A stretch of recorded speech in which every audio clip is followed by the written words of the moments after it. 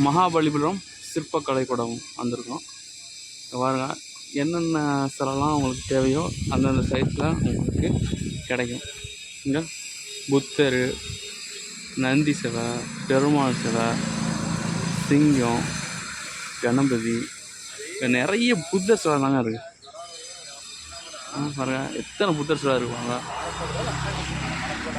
அதேமாதிரி உலகம் ஃபுல்லாகவுமே புத்தருக்கு தாங்க சிலைகளும் அதிகம்.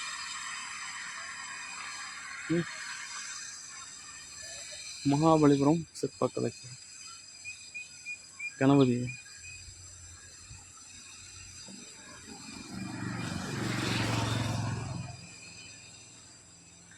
எவ்வளோ பெரிய புத்தகம்.